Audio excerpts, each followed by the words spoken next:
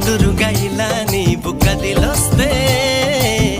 మనసిక ఎటో వెళ్ళిపోయే